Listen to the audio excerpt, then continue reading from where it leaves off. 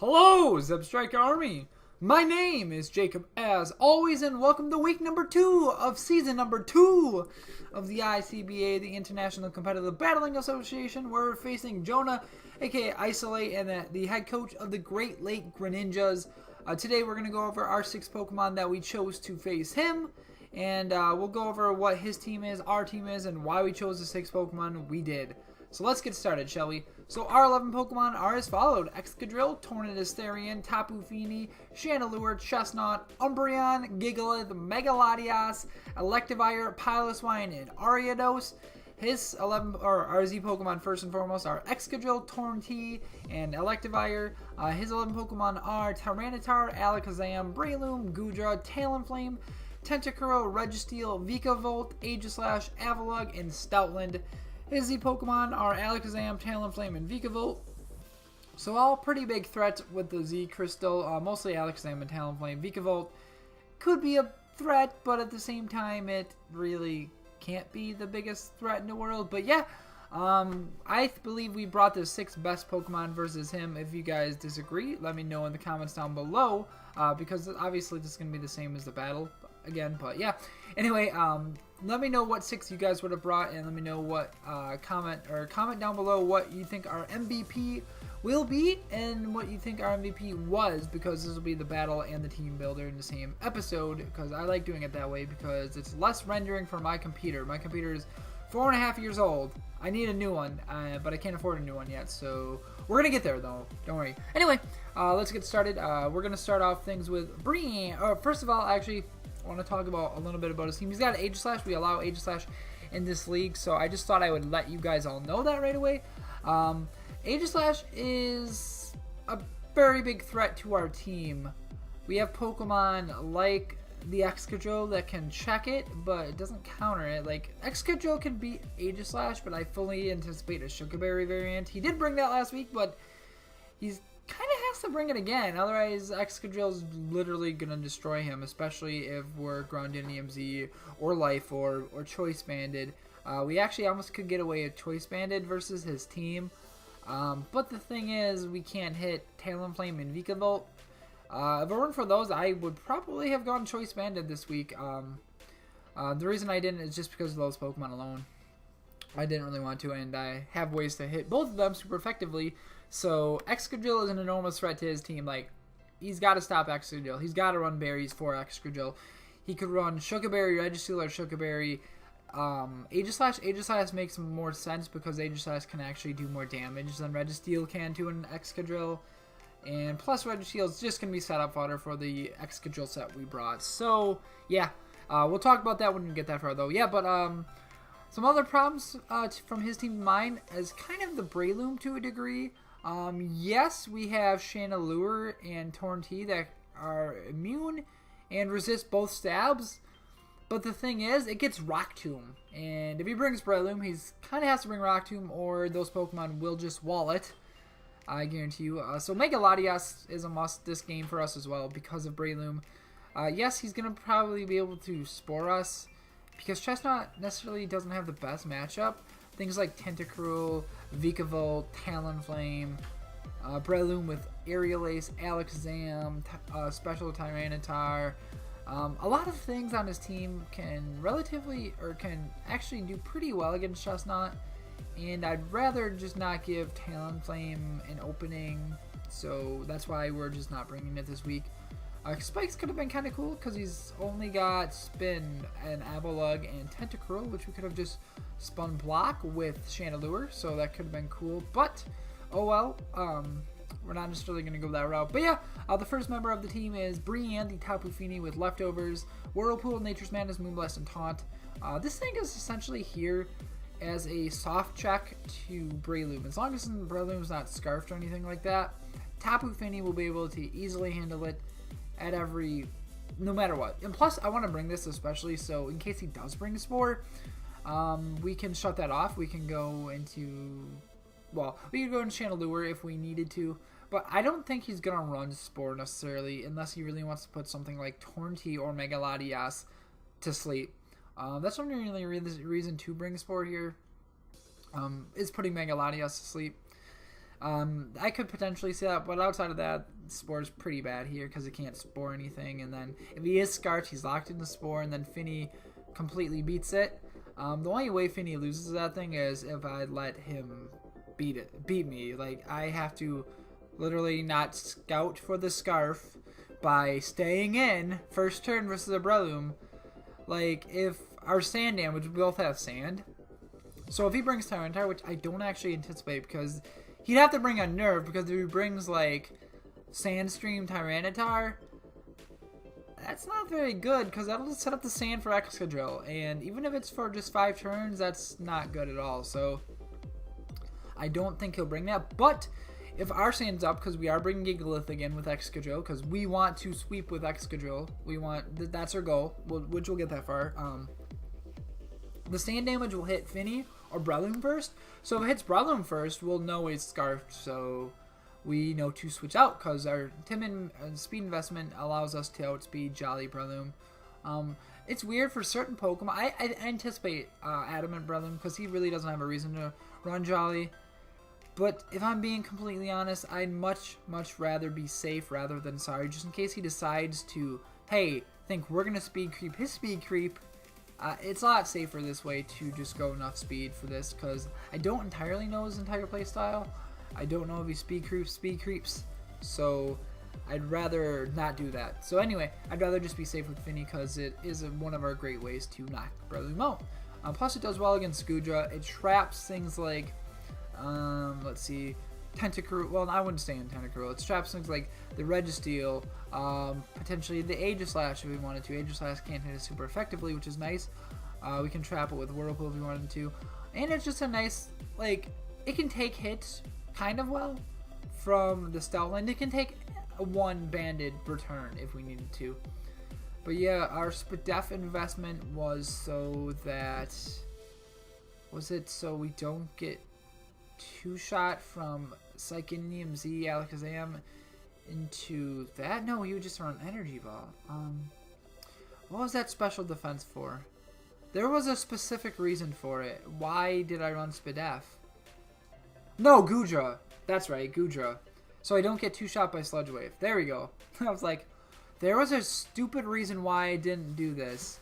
Like, there was a legitimate reason why I ran that. I remembered, luckily. I should be writing all this stuff down, but yeah.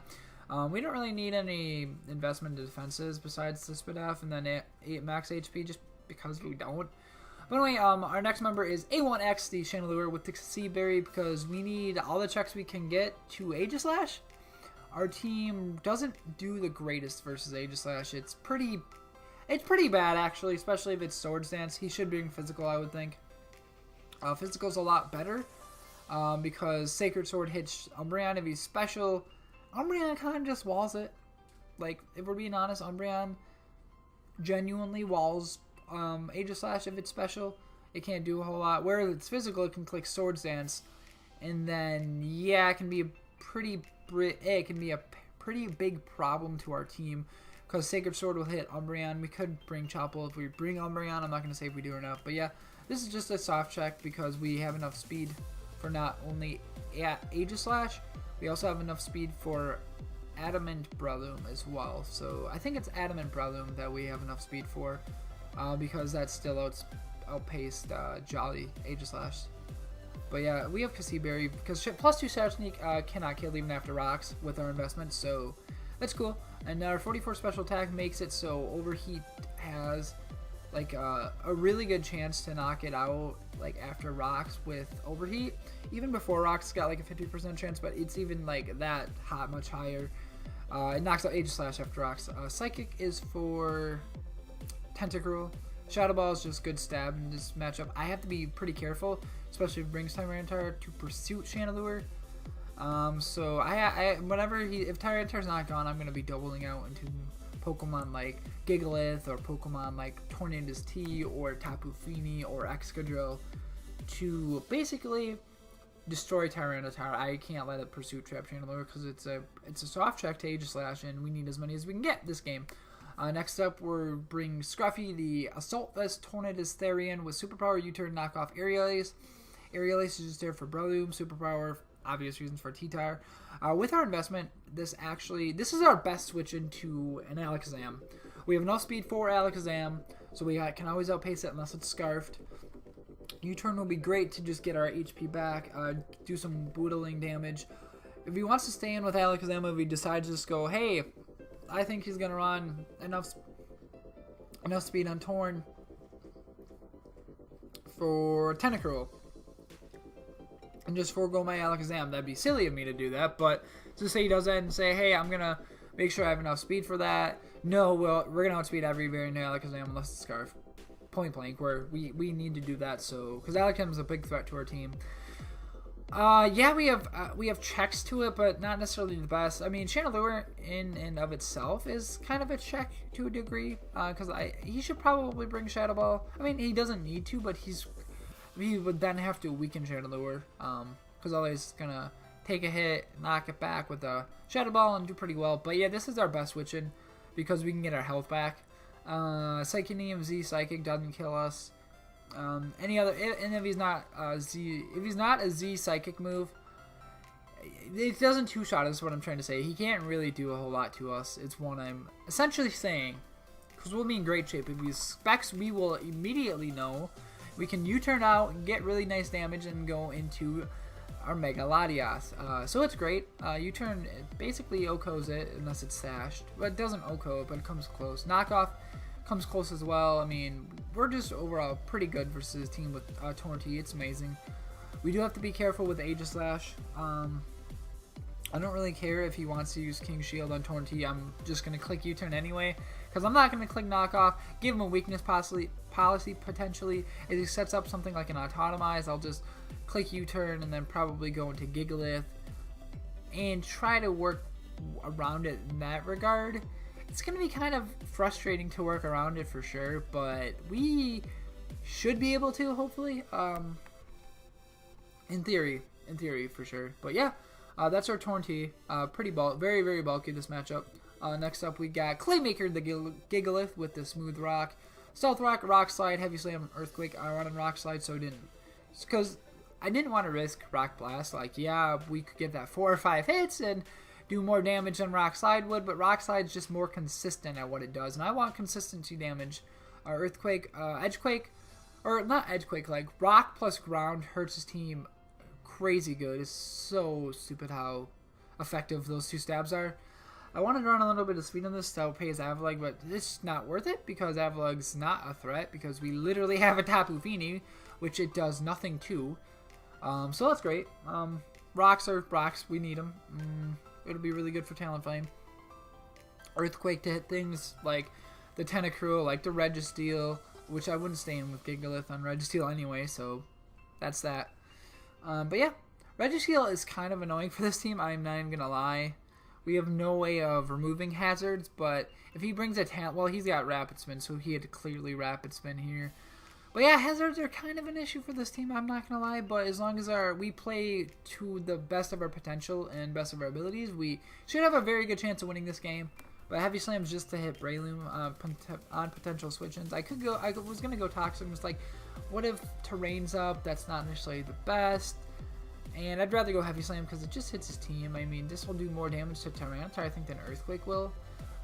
It'll do more damage than Rock Slide will to Goodra, I think, because Goodra doesn't weigh that much. Maybe not, but maybe I'm wrong. But yeah, it's just nice to have this. Heavy Slam was nice. I didn't need anything else. I didn't need a 4th move, to be honest, this match. Like, don't you love when you don't need a 4th move, and then other times you're just like, man, I am having such bad 4 move slot syndrome this game. But yeah, that is our Gigalith. Next up, we got hashtag Grim Sucks the Mega Latias with Healing Wish, Dragon Pulse, Roost, and Shadow Ball.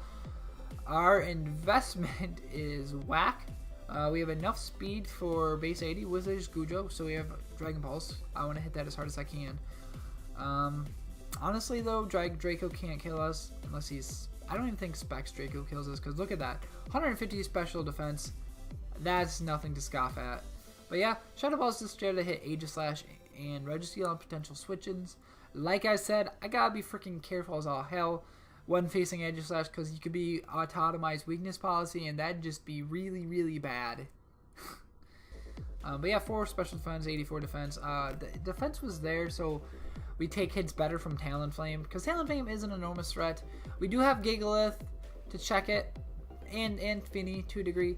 But if he's like Swords Dance with Flyinium Z... Oh, our special attack investments also, so we two-shot any Talonflame variant. So Talonflame cannot set up on Mega Latias with like Bulk Up. Because we're a defensive set, you might think we'd be able to, but not with our special attack investment.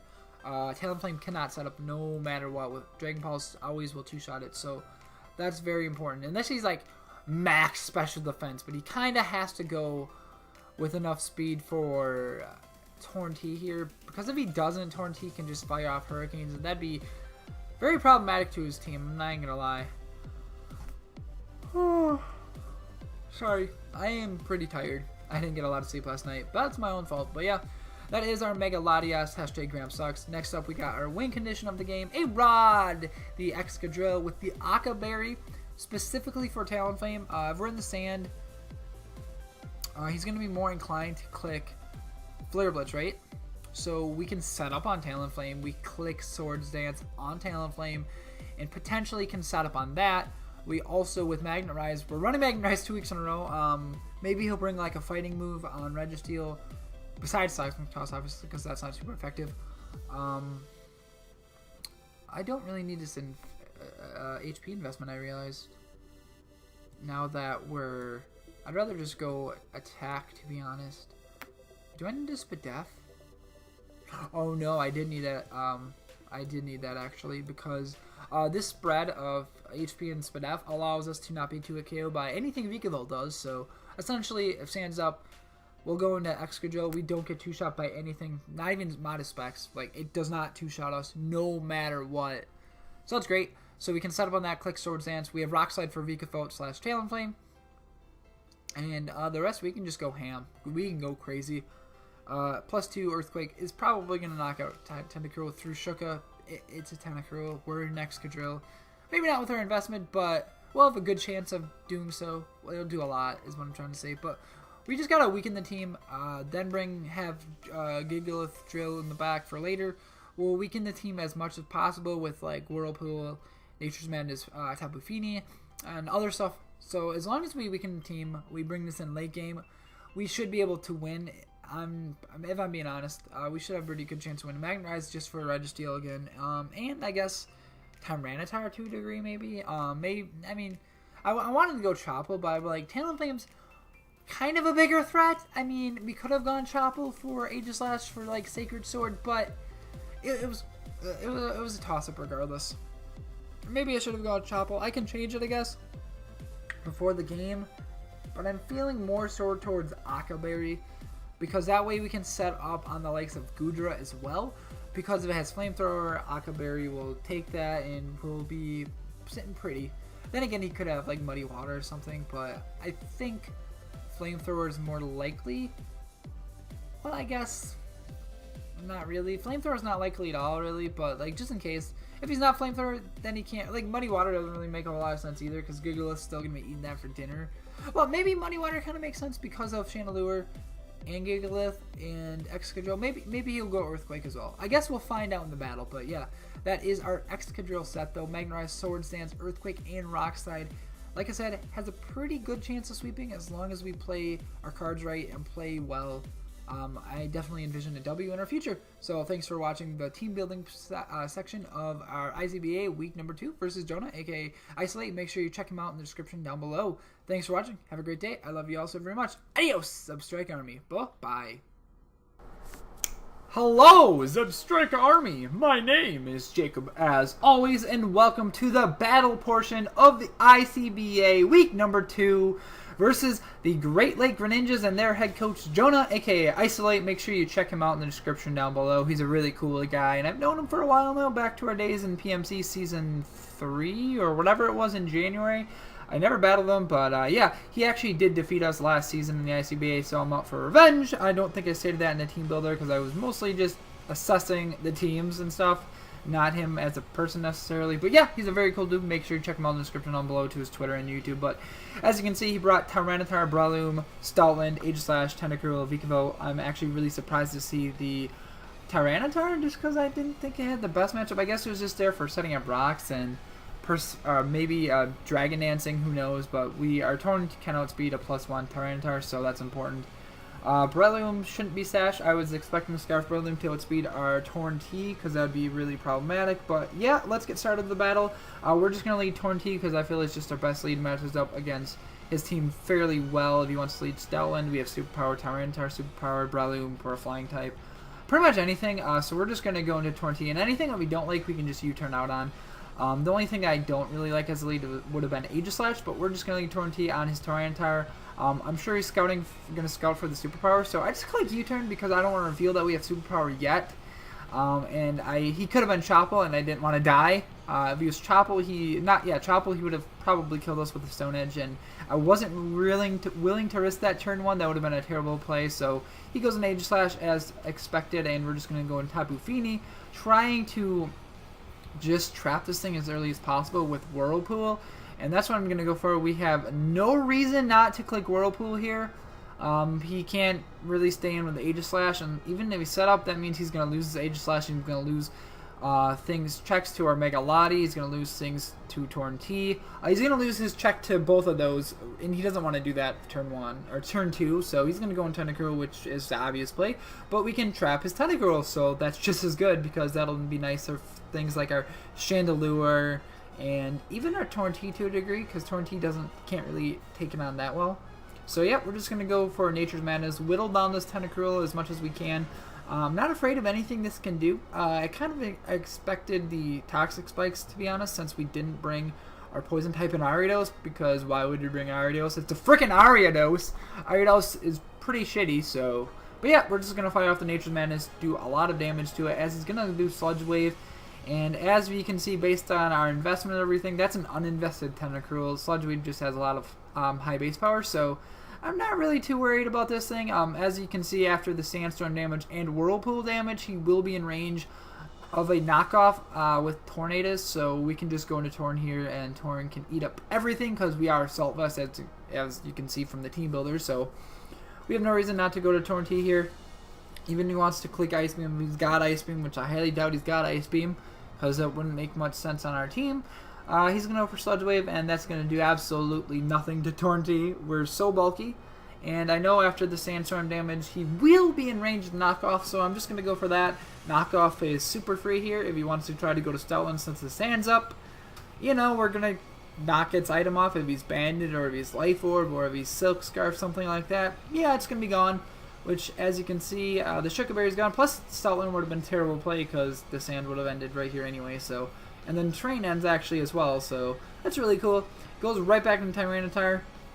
So I'm just like, he must be Chople or something like that. Because if he's Scarfed, which we would have outsped anyway before. Yeah, that's interesting. But he's just going to go right into Tyranitar. I believe he was in range of a Superpower anyway. So since if he is Chople, that makes sense. But if he's not, like, he was in range of a Chople Berry, or of a Superpower at that point. I don't know if he knows that. Or it was a Roa, at least, I think, in our favor. So, at the same time, like, whatever. He wants to sack his Tyranitar like that, he can. Well, I'm going to go Gigalith to scout Tyranitar's moveset out. And he actually reveals Taunt, which is a nice bring on his part to prevent us from getting our hazards up right here. So, next turn, I'm just going to fire off an Earthquake to gauge damage and see what type of Tyranitar this is. As you can see, his leftovers, he wasn't Chople Berry, and that means he's not Sugar Berry. Like, Sugar Berry would have made no sense anyway because of Excadrill's other stat being able to hit him anyway, so leftovers are okay, but I guess maybe he thought we didn't have Superpower since we U-turned out first turn. I haven't watched his side of the battle. I watched his team builder so far, but I haven't watched his side of the battle.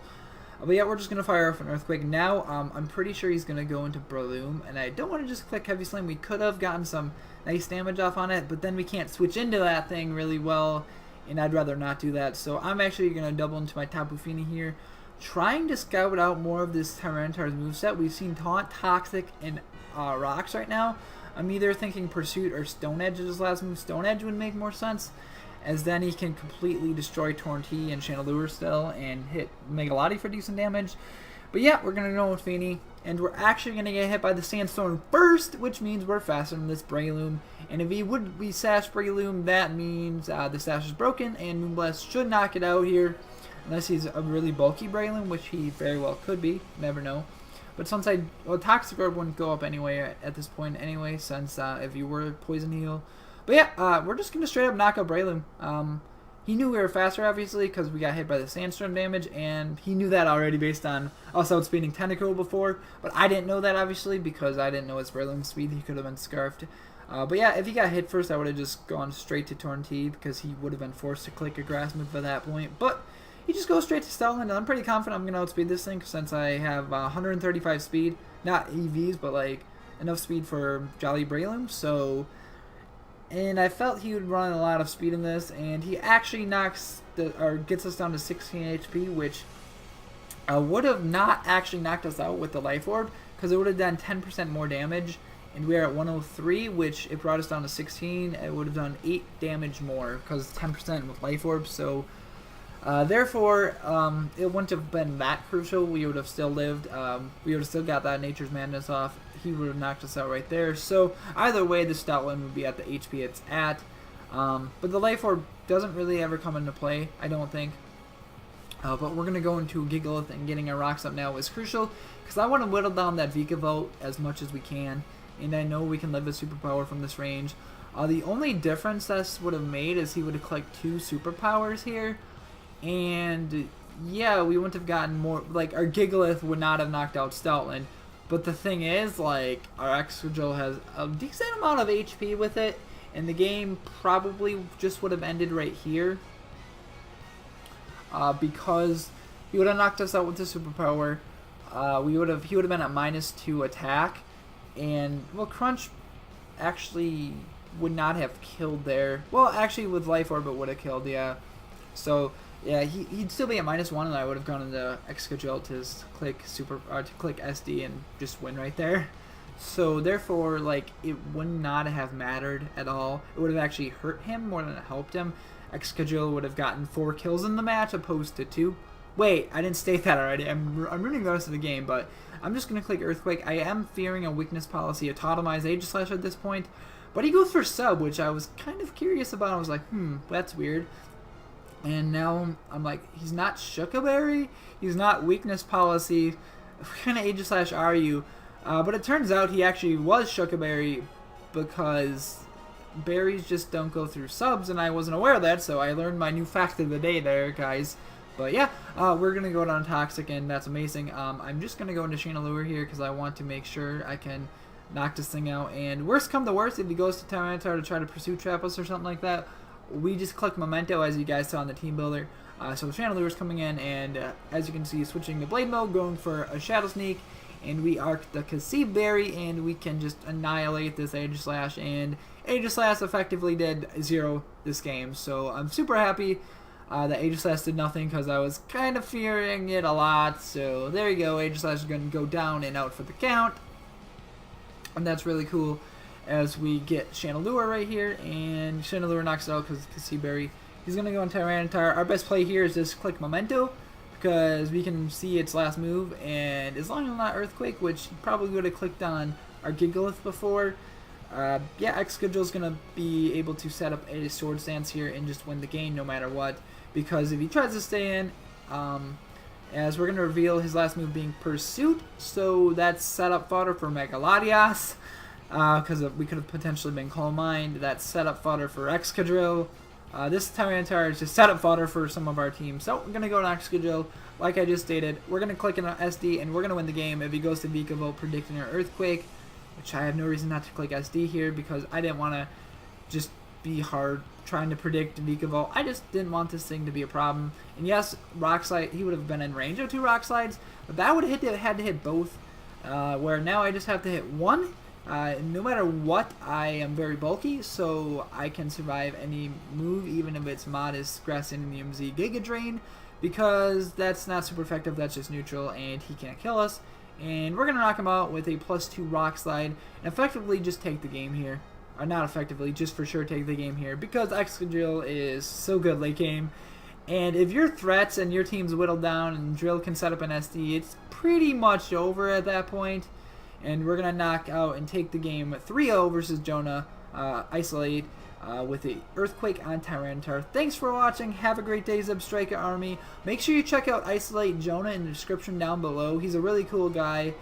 even better person. I state that a lot, but he's a good guy. He's a good guy. So he's got a fun-looking team too. So make sure you go support him the rest of the season. Just like make sure you guys support us, the Green Bay Pikachus, which I may be coming out with a shirt eventually.